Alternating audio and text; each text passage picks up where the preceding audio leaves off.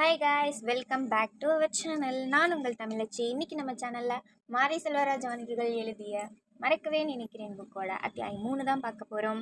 அதுக்கு முன்னாடி அழகிய பெரியவன் அவர்கள் இந்த புக்கு பற்றி என்ன சொல்கிறாருன்னு பார்க்கலாம். மாரி செல்வராஜின் இந்த அனுபவ பதிவுகள் நம்மை ஈர்ப்பதற்கு காரணம் ஒளிவும் அறிவற்ற தன்மையும் நேர்மையும் என்று தோன்றுகிறது. அனுபவங்களை நமக்கு தர சமூகம் கூச்சப்படுவதில்லை. அப்படி இருக்க அவற்றை சொல்வதில் என்ன தயக்கம் வேண்டியிருக்கிறது? நுட்பமாக பார்த்தால் பொதுவில் சொல்ல தயங்கும் பல அனுபவங்களில்தான் ஒரு சமூகத்தின் உண்மை முகம் ஒளிந்திருக்கிறது என்கிறார். வாங்க இப்ப அத்தியாயம் 3க்குள்ள போலாம். தினமும் வழக்கமாகி விட்டது. தபால் பெட்டிகளை திறந்து பார்த்துவிட்டு வீட்டிற்குள் நுழைவது. 2 நாட்களாகவே எந்த கடிதமும் இல்லை. ஏமாற்றம். இன்று எப்படியோ என்று பார்க்கையில் அசைவற்று இருந்தது ஒரு சின்னஞ்சிறு இறகு மட்டும். எந்த பறவை எழுதியிருக்கும் இந்த கடிதத்தை? இன்று திறந்து பார்க்க போகிறேன் ஒரு பறவையின் கடிதத்திற்காக. இது திவ்யாவிற்கு ரொம்ப பிடித்த கல்யாண்ஜியின் கவிதைகளில் ஒன்று. கல்யாண்ஜி சொல்வதைப் போல நிஜமாகவே பறவைகள் மனிதர்களுக்கு கடிதம் எழுதினால் எப்படி இருக்கும் என்று அவள் கேட்ட ஒரு கேள்வியை தான் என்னால் எதிர்கொள்ள முடியவில்லை. கல்யாண்ஜி சொன்னதைப் போல திவ்யா கேட்டதைப் போல பறவைகள் மனிதர்களுக்கு கவிதை எழுதுமா? இதற்கு முன் யாருக்காவது எழுதியிருக்குமா? ஒருவேளை இனிமேல் எழுத தொடங்குமா? அப்படி எழுதினால் நெஞ்சில் உப்புத்தாளை வைத்து ஊர் சிறுவன் ஒருவன் வேகமாக தேய்ப்பதைப் போல மனம் அத்தனை சொரசொரப்பாகி கொஞ்சம் கொஞ்சமாக அரிப்பெடுத்து வழியெடுக்கிறது. இன்னும் எத்தனை நாள் பறவைகள் பறக்கும்போது வானத்தை நிமிர்ந்து பார்க்காமலும் அவை ஆசையாக இறைப்பொறுக்கும் போது பூமியை குனிந்து பார்க்காமலும் என்றாவது ஒரு நாள் என் உச்சந்தலையின் மீது மிக சரியாக சொத்தென்று விலக்கி போகும் பாவத்தின் எச்சத்திற்கு பயந்து கொண்டிருப்பது? நீங்கள் பிரசன்ன விதனான்ய சிங்களை இயக்குனர் இயக்கிய death on a full Moon படத்தை ஒரு முறை பார்த்திருக்கிறீர்கள் என்றால் ஸ்டீஃபன் சுந்தரம் வாத்தியாரை உங்களுக்கு அறிமுகம் செய்வது எனக்கு ரொம்பவும் எளிது. அந்த படத்தில் போரில் மரணம் அடைந்து சடலமாக கொண்டு வரப்படும் சிங்கள இராணுவ வீரர்களின் அப்பாவாக நடித்திருப்பார் ஒரு பெரியவர்.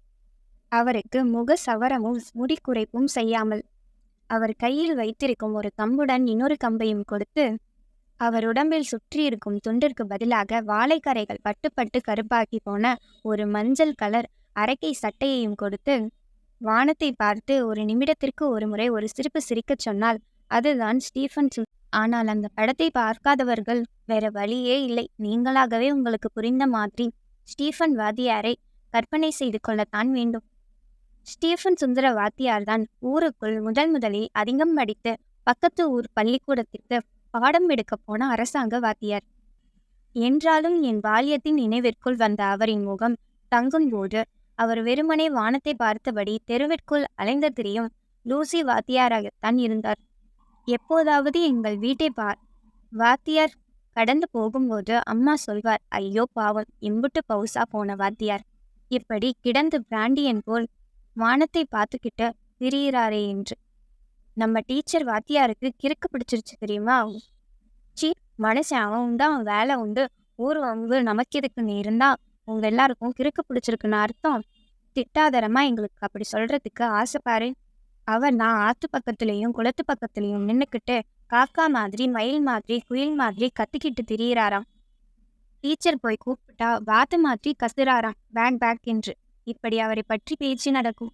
வாத்தியாரின் மனைவி கன்னியம்மாள் கேரளாவில் இருந்து மத பிரசங்கத்துக்காக ஊருக்குள் வந்து ராமசாமியாக பிறந்த வாத்தியாரை ஸ்டீஃபன் சுந்தரமாக மாற்றி காதல் திருமணம் செய்து கொண்டவர்.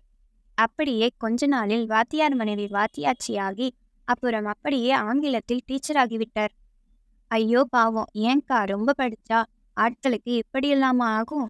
பின்ன நம்ம வீட்டு ஆம்பளைங்களை மாதிரி குடிச்சானா அடுத்தவன் குடியத்தான் அழிச்சானா?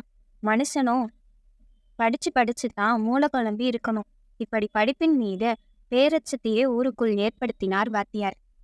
எப்போதும் தெருக்களிலும் காடுகளிலும் நதிகளிலும் குளக்கரையிலும் அலைந்து திரிந்தார். சில நேரங்கள் தெருவில் தனியாக விளையாடும் குழந்தைகளின் மூக்கில் இருந்து வடியும் மூக்குச்சளியை சிந்த சொல்லி எடுத்துவிட்டு முத்தம் கொடுத்துவிட்டு போவார்.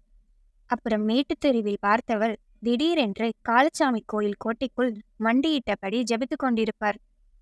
யாய் வாத்தியா, வம்புக்குன்னு தான் நம்ம கோட்டைக்குள்ள நின்றுக்கிட்டு ஜபம் பண்றான்.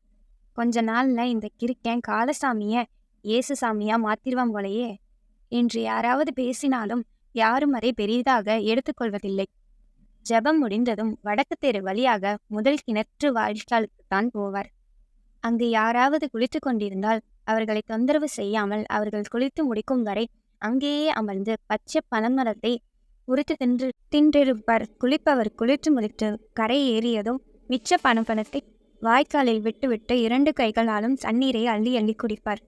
கல்யாணம், காதுகுத்து, எந்த விசேஷத்திற்கு போனாலும் அவர்கள் அதே பழைய மரியாதையை தான் ஊர் மக்கள் கொடுப்பார்கள். ஆனால் வாத்தியார் ஒரு ஓரமாக இருந்து வேக வேகமாக சாப்பிடுவார்.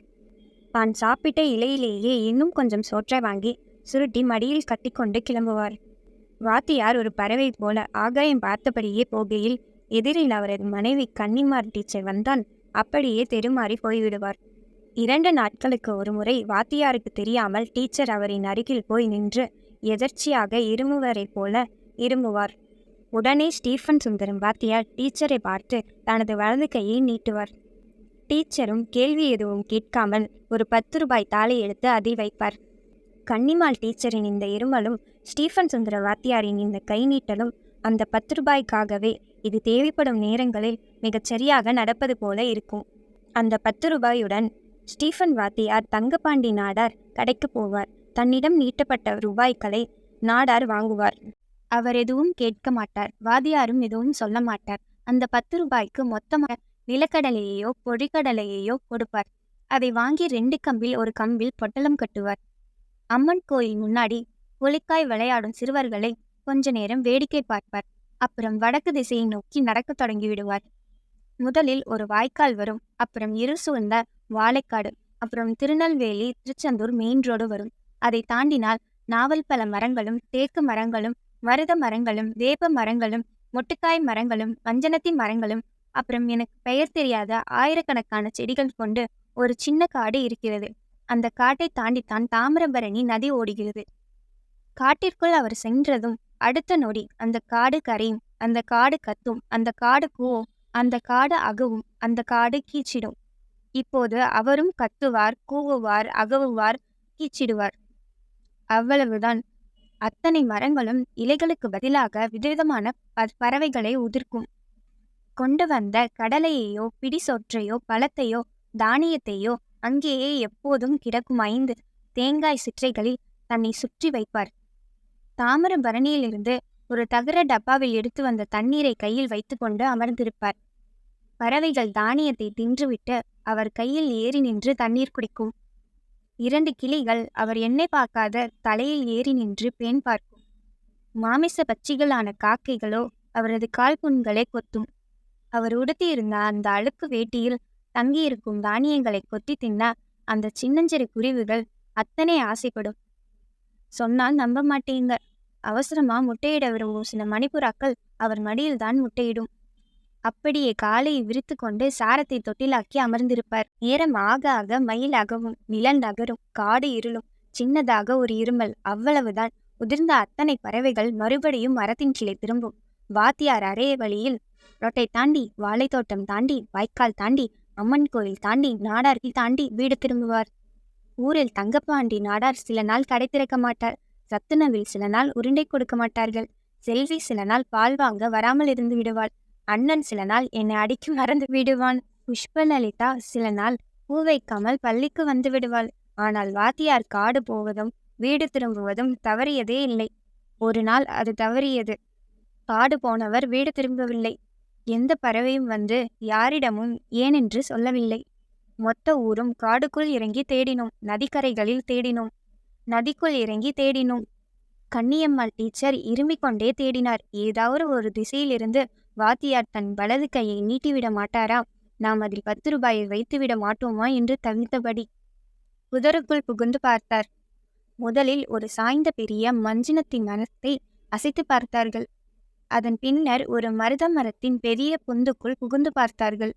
அங்கே வாத்தியார் அப்படியே தானிய கிண்ணங்களை பிடித்தவாறு சுருண்டு பறவைகளுக்காக காத்து கிடப்பவரைப் போல இருந்தார். உயிர் ஒரு பறவையாகி சக பறவைகளோடு தேடிப் போயிருந்தது. யாருக்கும் எதுவும் புரியவில்லை. இந்த காடு ஏன் இப்போது பறவை இல்லாத காடாக இருக்கிறது? வாத்தியார் ஏன் இப்படி அனாதையாக கிடக்கிறார்? அத்தனை இறகுகளையும் இங்கே கொட்டிவிட்டு அத்தனை பறவைகளும் எங்கே போய் தொலைந்தன? எல்லோரும் கண்களை கசக்கி கொண்டு நின்றார்கள். அவர்களுக்கு எதுவுமே தெரியாது. ஆனால் எனக்கு தெரியும். பறவைகளை கண்ணி வைத்து பிடித்த வேட்டைக்காரர்களாகிய எங்களுக்கு மட்டுமே தெரியும். ஒரு சிட்டுக்குருவியை அடிப்பதற்கு இடுப்பில் வில்வாரை வைத்துக்கொண்டு தெரு தெருவாக பார்க்கிறவர்களிடமெல்லாம் எப்படி அலையுதுவோ பாரு, பிராண்டியன் மாதிரி என்று ஏற்றும் பேச்சும் வாங்கி கொண்டு ஏதும் கிடைக்காமல் அம்மன் கோயில் சுவற்றில் ஓடுகளில் ஓடும் அணில்களை அடித்து சுட்டு தின்று திருப்தி அடைபவர்கள் நாங்கள். ஒரே இடத்தில் ஒரு நாள் முழுவதும் பறக்காமல் தங்களுக்கு சிறகு இருப்பதையே மறந்து புறா, மைனா, காக்கா, மணிப்புறா, முங்குவாத்து, சிட்டுக்குருவிகள் என்று அத்தனை பறவைகளும் நின்று இரைப்பொறுக்குவதை பார்த்தால் எங்களுக்கு எப்படி இருக்கும்? திட்டம் போட்டோம். சதீஷ் மீன் தூண்டிலுக்கு போடும் நரம்புகளை வைத்து வலைவலையாக 5 கண்ணிகளை செய்தான். ஒரு வலைக்கு எப்படியும் 10 பறவைகளாவது கண்டிப்பாக சிக்கும். எப்படியாப்பட்ட வலுவான பறவையாலும் தூக்கி கொண்டு பறக்க முடியாத அளவுக்கு அந்த இரும்பு வலைகளை மண்ணில் அடித்து இருக்க வைத்து பெரிய ஆணிகளை வாத்தியார் வீடு திரும்பிய நேரத்தில் நாங்கள் காடு புகுந்தோம். வாத்தியாரின் தானிய சிரட்டிகளில் தானியங்களையும் பெரிய தகர பாத்திரங்களில் தண்ணீரையும் எப்போதும் போல வைத்துவிட்டு எங்களின் வலைகளை மண்ணிற்குள் புதைத்து ஆணிகளை இறக்கி சுருக்கு நரம்புகளின் அகலவாயை விரித்து வைத்துவிட்டு எங்களின் கால்தடம் பதியாமல் வீடு திரும்பினோம். மறுநாள் அதிகாலையில் வாத்தியார் எழும்புவதற்கு முன்பே முத்துக்குமார், சதீஷ், முருகன், நான் 4வரும் காட்டுக்குள் இருந்தோம். நாங்கள் நினைத்ததை விட அதிகமாகவே வளையத்திற்குள் அகப்பட்ட பறவைகள் ரெக்கையை அடித்தபடி அலறிக்கொண்டு கத்திக்கொண்டும் காட்டை கிழித்தபடி கிடந்தன. புறா, மணிப்புறா, கிளி, காக்கை, மைனா, சிட்டுக்குருவிகள், கொக்குகள், கௌதாரிகள், முக்குவாத்துகள் இப்படி எல்லா பறவைகளும் அகப்பட்டு கிடந்தன. நாங்கள் ஆச்சரியப்பட்டு கத்தும் அளவிற்கு ஒரு மயில் கூட அகப்பட்டு அகவி கிடந்தது. தயாராக கொண்டு வந்திருந்த சாக்கு பைக்குள் ஒவ்வொரு பறவையாக அவற்றின் ரெக்கையை ஒடித்து உள்ளே போட்டோம். மைனாவை சாப்பிட முடியாது என்று அவற்றை எடுத்து சதீஷ் பறக்க விட்டான். ஆனால் கிளிகளை வீட்டில் வளர்க்க வைத்து கொண்டோம். அந்த பெரிய மயிலை என்ன செய்வதென்று தெரியாமல் யோசித்து கொண்டிருந்த போதுதான் முருகன் சொன்னான், வேண்டாம்ல, மயிலை கொன்னா மனுஷனுக்கு புத்தி பேதலிச்சிரும்னு எங்க அம்மா சொல்வாங்க என்று. அவ்வளவுதான், அதையும் பறக்க விட்டோம். ஆனால் அது ஒரு அப்பாவி டைனோசரை போல ஓடிதான் போனது. ஏனென்றால் அதன் ரெக்கை ஏற்கனவே உடைந்து விட்டது.